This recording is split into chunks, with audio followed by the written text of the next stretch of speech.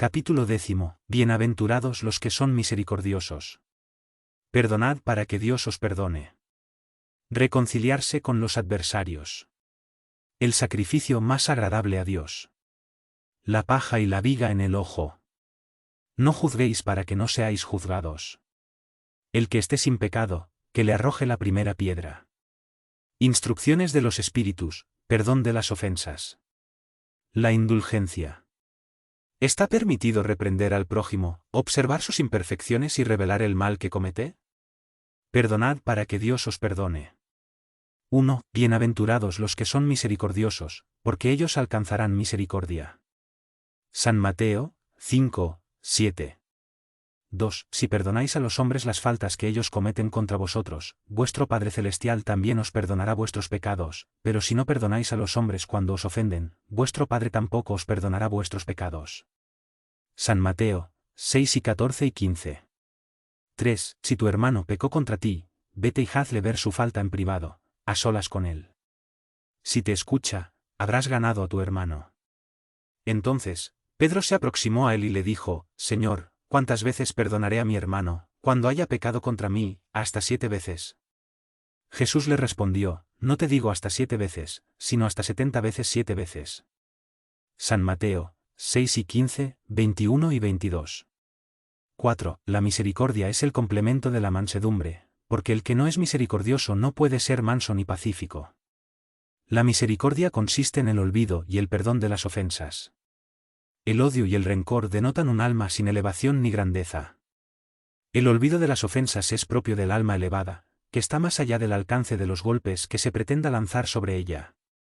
Una siempre está ansiosa, su susceptibilidad es sombría y desbordante de hiel, la otra es serena, plena de mansedumbre y caridad.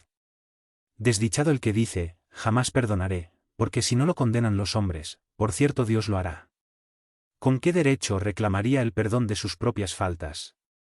¿Si él mismo no perdona las de los otros? Cuando Jesús manifiesta que se debe perdonar a un hermano, no 7 veces, sino 70 veces 7 veces, nos enseña que la misericordia no debe tener límites. Sin embargo, hay 2 maneras muy diferentes de perdonar, la primera es grande, noble, verdaderamente generosa, sin segundas intenciones, y evita con delicadeza herir el amor propio y la susceptibilidad del adversario, aunque este último se encuentre completamente equivocado. La segunda, en cambio, se verifica cuando el ofendido, o el que cree haber sido ofendido, impone al otro condiciones humillantes y le hace sentir el peso de un perdón que irrita en vez de calmar. Si tiende la mano a su ofensor, no lo hace con benevolencia, sino con ostentación, a fin de poder decir a todo el mundo, mirad qué generoso soy. En esas circunstancias, es imposible que la reconciliación sea sincera, tanto de una como de otra parte. No, allí no hay generosidad, sino un modo de satisfacer el orgullo. En toda contienda, el que se manifiesta más conciliador, el que demuestra más desinterés, más caridad y verdadera grandeza de alma, captará siempre la simpatía de las personas imparciales. Reconciliarse con los adversarios. 5. Ponte cuanto antes de acuerdo con tu adversario, mientras estás en el camino con él, no sea que tu adversario te entregue al juez, y que el juez te entregue al guardia, y te metan en la cárcel. En verdad te digo, que no saldrás de allí hasta que no hayas pagado el último óbolo. San Mateo, 5, 25 y 26. 6. En la práctica del perdón, al igual que en la del bien en general, existe algo más que un efecto moral, hay también un efecto material. Se sabe que la muerte no nos libera de nuestros enemigos. Los espíritus vengativos persiguen muchas veces con su odio, más allá de la tumba, a aquellos contra quienes conservan rencor. Por esa razón, el proverbio que dice, muerto el perro, se acabó la rabia, es falso cuando se aplica al hombre. El espíritu malo espera que aquel a quien quiere mal se encuentre encadenado a su cuerpo, de ese modo, disponga de menos libertad, a fin de atormentarlo más fácilmente y perjudicarlo en sus intereses o en sus afectos más preciados. En este hecho puede verse la causa de la mayor parte de los casos de obsesión, sobre todo de aquellos que presentan cierta gravedad, como la subyugación y la posesión. Así pues, tanto el obseso como el poseso son, casi siempre, víctimas de una venganza anterior, a la que probablemente dieron lugar con su conducta. Dios lo permite para castigarlos por el mal que han hecho o, si no lo han hecho, por haber faltado a la indulgencia y a la caridad, al no perdonar. Conviene, pues, desde el punto de vista de nuestra futura tranquilidad, que cada uno repare, cuanto antes, los daños que haya podido causar a su prójimo, que perdone a sus enemigos, a fin de que se extinga, antes de que le llegue la muerte, todo motivo de disensiones, toda causa fundada de animosidad ulterior. Así, de un enemigo obstinado en este mundo, podemos hacer un amigo en el otro o, al menos, colocarnos del lado de la justicia. En ese caso, Dios no permite que quien perdonó quede expuesto a la venganza. Cuando Jesús recomienda que nos reconciliemos cuanto antes con nuestro adversario, no es solo con el propósito de apaciguar las discordias durante la existencia actual, sino para evitar que se perpetúen en las existencias futuras. Él dijo, no saldrás de la cárcel hasta que no hayas pagado el último óbolo, es decir, mientras no hayamos satisfecho por completo la justicia de Dios. El sacrificio más agradable a Dios. 7. Sí, pues, al presentar tu ofrenda en el altar, te acuerdas de que tu hermano tiene algo contra ti, deja tu ofrenda allí, al pie del altar, y ve primero a reconciliarte con tu hermano, luego vuelve para presentar tu ofrenda. San Mateo, 5:23 y 24. 8. Cuando Jesús dice, ve a reconciliarte con tu hermano, antes de presentar tu ofrenda en el altar, enseña que el sacrificio más agradable al Señor es el que el hombre hace de su propio resentimiento, que antes de presentarse ante él para ser perdonado es preciso que haya perdonado él mismo, y que haya reparado el daño que ha podido causar a sus hermanos. Solo entonces la ofrenda será aceptada, porque provendrá de un corazón puro, exento de todo pensamiento malo. Como los judíos ofrecían sacrificios materiales, Jesús materializó ese precepto. Él debía adaptar sus palabras a las costumbres de ese pueblo. El cristiano, por su parte, no ofrece bienes materiales, ha espiritualizado el sacrificio, razón por la cual el precepto tiene más fuerza. El cristiano ofrece su alma a Dios, y esa alma debe estar purificada. Al entrar en el templo del Señor, debe dejar fuera todo sentimiento de odio y de animosidad, todo pensamiento malo contra su hermano. Solo en ese caso los ángeles llevarán su plegaria a los pies del Eterno. Eso es lo que enseña Jesús con estas palabras, deja tu ofrenda al pie del altar, y ve primero a reconciliarte con tu hermano, si quieres ser agradable al Señor. La paja y la viga en el ojo. 9. Porque miras la paja que hay en el ojo de tu hermano, y no miras la viga que hay en tu propio ojo, o como dices a tu hermano, déjame sacar la paja de tu ojo, tú que tienes una viga en el tuyo. Hipócrita, quita primero la viga de tu ojo, y entonces verás cómo sacar la paja del ojo de tu hermano. San Mateo, 7, 3-5. 10. Uno de los defectos de la humanidad consiste en ver el mal del otro antes de que veamos el mal que está en nosotros. Para juzgarse a sí mismo, sería preciso que el hombre pudiera verse en un espejo, transportarse en cierto modo fuera de sí, a fin de considerarse como otra persona, y preguntarse, ¿qué pensaría yo si viese hacer a otro lo que yo hago? No cabe duda de que es el orgullo el que hace que el hombre disimule sus propios defectos, tanto morales como físicos. Ese defecto es esencialmente contrario a la caridad, porque la verdadera caridad es modesta, sencilla e indulgente. La caridad orgullosa es un absurdo, puesto que ambos sentimientos se neutralizan uno a otro. En efecto, ¿cómo es posible que un hombre, suficientemente presuntuoso para creer en la importancia de su personalidad y en la supremacía de sus cualidades, tenga al mismo tiempo la abnegación necesaria para hacer resaltar en los demás el bien que podría eclipsarlo, en lugar del mal que lo realzaría? Si bien el orgullo es el padre de muchos vicios, es también la negación de muchas virtudes. Se lo encuentra en el fondo y como móvil de casi todas las acciones. Por eso Jesús se empeñó en combatirlo como al principal obstáculo del progreso. No juzguéis para que no seáis juzgados. El que esté sin pecado, que le arroje la primera piedra. 11. No juzguéis, para que no seáis juzgados. Porque seréis juzgados según el modo como hayáis juzgado a los otros, y se empleará para con vosotros la misma medida que hayáis empleado para con ellos. San Mateo, 7, 1 y 2. 12. Entonces los escribas y los fariseos le trajeron una mujer que había sido sorprendida en adulterio, la pusieron de pie en medio del pueblo, y dijeron a Jesús, Maestro, esta mujer acaba de ser sorprendida en adulterio. Ahora bien, Moisés nos ordenó en la ley que se la pide a las adúlteras, ¿cuál es tu opinión acerca de eso? Y esto lo decían para tentarlo, a fin de tener de qué acusarlo. Pero Jesús, inclinándose, se puso a escribir con el dedo en la tierra. Y como ellos insistían en preguntarle, él se levantó y les dijo, aquel de vosotros que esté sin pecado, que le arroje la primera piedra. Luego, se inclinó de nuevo, y continuó escribiendo en la tierra. Ellos, al oír que Jesús habló de ese modo, se retiraron uno tras otro, y los ancianos se alejaron primero. Y así, Jesús quedó a solas con la mujer, que estaba en medio de la plaza. Entonces Jesús se incorporó y le dijo: Mujer, ¿dónde están los que te acusan? ¿Ninguno te condenó? Ella le dijo: No, Señor. Jesús le respondió: Tampoco yo te condenaré. Vete, y en adelante no peques más. San Juan 8, 3-11. 13. Aquel que esté sin pecado, que le arroje la primera piedra, dijo Jesús. Esta máxima hace de la indulgencia un deber, porque no hay nadie que no la necesite para sí mismo.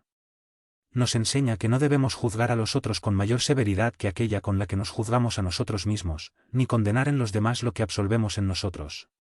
Antes de reprochar una falta a alguien, miremos si no podría recaer sobre nosotros la misma reprobación. La reprobación de la conducta ajena puede tener dos motivos: reprimir el mal o desacreditar a la persona cuyos actos se critican. Este último propósito nunca tiene disculpa, porque en ese caso solo existe maledicencia y maldad. El primero puede ser loable, e incluso constituye un deber en ciertos casos, porque de ahí puede resultar un bien, y porque de no ser así, el mal jamás sería reprimido en la sociedad. Por otra parte, ¿no debe el hombre cooperar en el progreso de su semejante? Así pues, este principio no debe ser tomado en su sentido absoluto: no juzguéis si no queréis ser juzgados, porque la letra mata, mientras que el espíritu vivifica. Jesús no podía prohibir la reprobación de lo que está mal, puesto que él mismo nos dio el ejemplo de ello, y lo hizo en términos enérgicos. Con todo, quiso decir que la autoridad de la reprobación está en razón directa de la autoridad moral del que la pronuncia. Ser culpable de aquello mismo por lo que se recrimina a otro, implica abdicar de esa autoridad. Además, es arrogarse el derecho de represión. La conciencia íntima, por otra parte, niega todo respeto y toda sumisión voluntaria a aquel que, investido de algún poder, viola las leyes y los principios que está encargado de aplicar.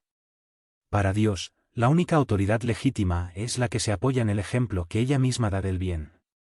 Eso es igualmente lo que se destaca de las palabras de Jesús. Instrucciones de los espíritus. Perdón de las ofensas. 14. ¿Cuántas veces perdonaré a mi hermano? Lo perdonarás no 7 veces, sino 70 veces 7 veces. Aquí tenéis una máxima de Jesús que debe impresionar a vuestra inteligencia y hablar más alto a vuestro corazón. Comparad esas palabras misericordiosas con la oración que Jesús enseñó a sus discípulos, tan sencilla, tan resumida y tan grande en sus aspiraciones, y encontraréis siempre el mismo pensamiento.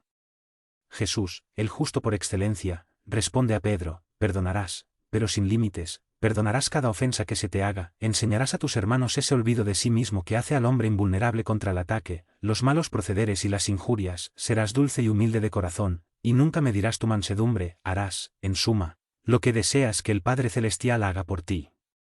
¿No te perdona él a menudo? ¿Cuenta él, acaso, las veces que su perdón desciende para borrar tus faltas? Prestad atención, pues, a esa respuesta de Jesús y, como Pedro, aplicadla a vosotros mismos. Perdonad, sed indulgentes, caritativos, generosos y hasta pródigos de vuestro amor. Dad, porque el Señor os retribuirá. Perdonad, porque el Señor os perdonará. Rebajaos, porque el Señor os elevará. Humillaos, porque el Señor os hará sentar a su derecha. Id, mis bienamados, estudiad y comentad estas palabras que os dirijo de parte de aquel que, desde lo alto de los esplendores celestiales, mira siempre hacia vosotros, y prosigue con amor la tarea ingrata que empezó hace 18 siglos. Perdonad a vuestros hermanos, como tenéis necesidad de que ellos os perdonen a vosotros. Si sus actos os han perjudicado personalmente, mayor motivo tenéis para ser indulgentes, porque el mérito del perdón se haya proporcionado a la gravedad del mal. No tendríais ningún merecimiento al perdonar los errores de vuestros hermanos si solo os hubiesen hecho pequeñas heridas. Espíritas, no olvidéis nunca que tanto en palabras como en acciones, el perdón de las injurias no debe ser un término vano. Si os llamáis espíritas, sedlo realmente. Olvidad el mal que os hayan hecho y no penséis sino en una cosa: el bien que podéis dar a cambio. El que ha ingresado en este camino no debe apartarse de él, ni siquiera con el pensamiento, porque también sois responsables de vuestros pensamientos, que Dios conoce. Haced, por consiguiente, que estén despojados de todo sentimiento de rencor. Dios conoce lo que habita en el fondo del corazón de cada uno. Feliz, pues, aquel que cada noche puede dormirse diciendo: no tengo nada contra mi prójimo. Simeón. Burdeos, 1862. 15. Perdonar a los enemigos es pedir perdón para uno mismo. Perdonar a los amigos es darles una prueba de amistad. Perdonar las ofensas es mostrarse mejor de lo que se era. Perdonad, pues, amigos míos, a fin de que Dios os perdone, porque si sois rígidos, exigentes e inflexibles, si empleáis el rigor hasta por una ligera ofensa, ¿cómo pretenderíais que Dios olvide que cada día tenéis mayor necesidad de indulgencia? Oh, desdichado el hombre que dice, nunca perdonaré, porque pronuncia su propia condena. Además, ¿quién sabe si, al descender hasta el fondo de sí mismo, no reconocería que ha sido el agresor? ¿Quién sabe si, en esa lucha que empieza por un alfilerazo y concluye en una ruptura, no fue él mismo quien dio el primer golpe? ¿Si no se le ha escapado alguna palabra ofensiva? ¿Si ha procedido con la moderación necesaria? Sin duda, su adversario comete un error al manifestarse tan susceptible, pero esa es una razón más para ser indulgente con él y para que no merezca los reproches que se le dirigen. Admitamos que aquel hombre haya sido realmente ofendido en alguna circunstancia. ¿Quién le dice que él mismo no envenenó la situación con represalias, y que hizo que degenerara en una querella formal lo que fácilmente hubiera podido quedar en el olvido? Si dependía de él impedir las consecuencias de esa acción y no lo hizo, es culpable. Admitamos, por último, que no tenga absolutamente ningún cargo que hacerse, en ese caso, tendrá mucho más mérito si se muestra clemente. Con todo, hay dos maneras muy diferentes de perdonar, está el perdón de los labios y también el del corazón. Muchas personas dicen acerca de su adversario, lo perdono, mientras que interiormente experimentan un placer secreto por el mal que le ocasionan, y alegan que eso es lo que se merece. ¿Cuántos dicen, yo perdono, y añaden, pero no me reconciliaré nunca, no lo volveré a ver en mi vida? ¿Acaso ese es el perdón según el Evangelio? No, el verdadero perdón, el perdón cristiano, es aquel que echa un velo sobre el pasado, es el único que os será tomado en cuenta, porque Dios no se contenta con las apariencias, sondea el fondo de los corazones y los pensamientos más secretos. Nadie se impone a él con palabras vanas ni con apariencias. El olvido completo y absoluto de las ofensas es propio de las almas grandes. El rencor es en todos los casos una señal de bajeza y de inferioridad. No olvidéis que el verdadero perdón se reconoce mucho más en los actos que en las palabras. Pablo, apóstol. Lyon, 1861. La indulgencia. 16. Espíritas, hoy queremos hablaros de la indulgencia, ese sentimiento tan dulce y fraternal que todo hombre debe tener para con sus hermanos, pero que muy pocos ponen en práctica. La indulgencia no ve los defectos del prójimo, o si los ve, evita hablar de ellos o divulgarlos. Por el contrario, los oculta con el fin de que solo ella los conozca, y si la malevolencia los descubre, siempre tiene a mano una excusa para disimularlos, es decir, una excusa plausible, formal, y no de aquellas que, con la apariencia de atenuar la falta, la hacen resaltar con pérfida maestría. La indulgencia nunca se ocupa de los actos malos de los demás, a menos que sea para prestar un servicio, y aún así tiene cuidado de atenuarlos tanto como le sea posible. No hace observaciones que choquen, ni tiene reproches en los labios, sino solamente consejos, lo más a menudo velados. Cuando criticáis, ¿qué consecuencia debe extraerse de vuestras palabras? La de que vosotros, que pronunciáis una censura, no haréis lo que reprocháis, y que valéis más que el culpable. Oh, hombres. Cuando juzgaréis a vuestros corazones, a vuestros propios pensamientos, a vuestros propios actos, sin ocuparos de lo que hacen vuestros hermanos? ¿Cuándo dirigiréis vuestra severa mirada solo hacia vosotros mismos? Sed, pues, severos para con vosotros e indulgentes para con los demás. Recordad a aquel que juzga en última instancia, que ve los pensamientos secretos de cada corazón, y que, por consiguiente, disculpa a menudo las faltas que vosotros censuráis, o condena las que disculpáis, porque conoce el móvil de todos los actos. Recordad que vosotros, que exclamáis tan alto la palabra anatema, quizás habéis cometido faltas más graves. Sed indulgentes, amigos míos, porque la indulgencia trae, calma, rescata, mientras que el rigor desalienta, aparta e irrita. José, Espíritu Protector. Burdeos, 1863. 17. Sed indulgentes para con las faltas del prójimo, cualesquiera que sean. Solo juzgad con seriedad vuestras propias acciones, y el Señor empleará la indulgencia para con vosotros, así como vosotros la habéis empleado para con los demás. Sostened a los fuertes y animadlos a la perseverancia. Fortaleced a los débiles y enseñadles la bondad de Dios, que toma en cuenta hasta el menor arrepentimiento. Mostrad a todos el ángel de la penitencia, que extiende sus blancas alas sobre las faltas de los humanos, y las oculta de ese modo ante aquel que no puede tolerar lo que es impuro. Comprended la misericordia infinita de vuestro Padre, y no os olvidéis jamás de decirle con vuestro pensamiento, y sobre todo con vuestros actos, perdona nuestras ofensas, así como nosotros perdonamos a los que nos han ofendido. Comprended el valor de esas sublimes palabras, pues no solo la letra es admirable, sino también la enseñanza que encierra. ¿Qué solicitáis al Señor cuando le imploráis que os perdone? ¿Es solo el olvido de vuestras ofensas? Ese olvido os dejaría en la nada, porque si Dios se contentase con olvidar vuestras faltas, Él no castigaría, pero tampoco recompensaría.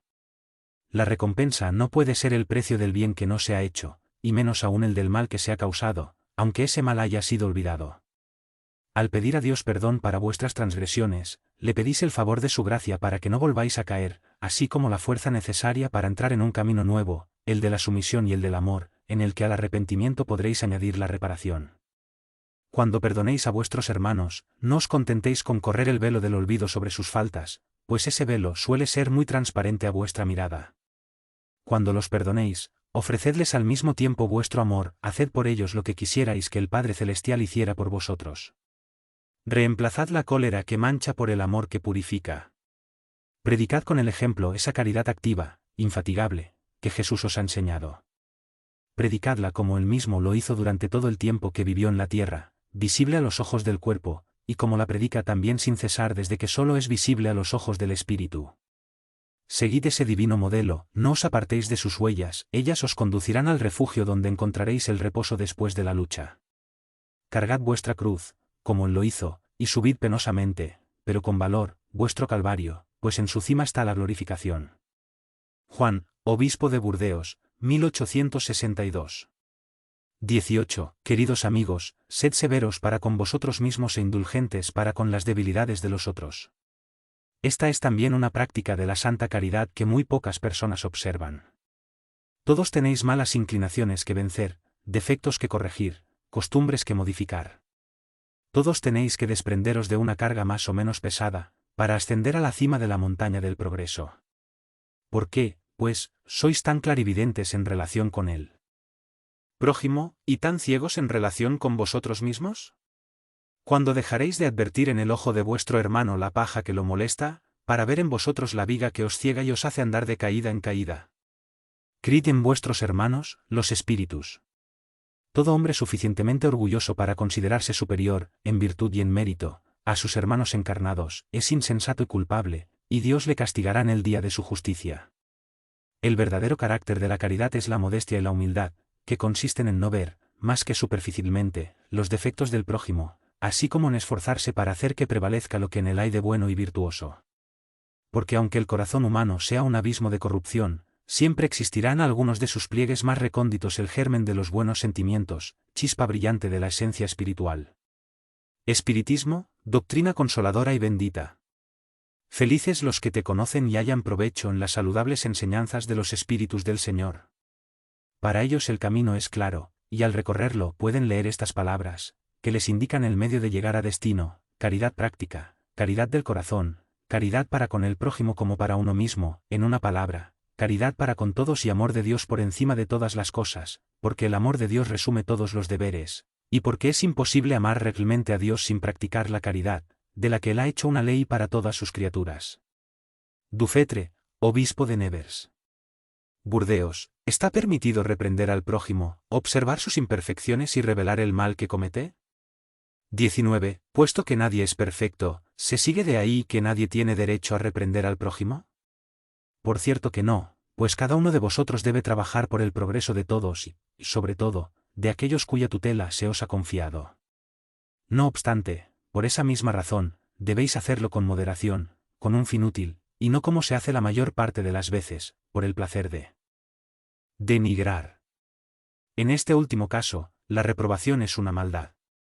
En el primero, es un deber que la caridad ordena cumplir con todos los miramientos posibles.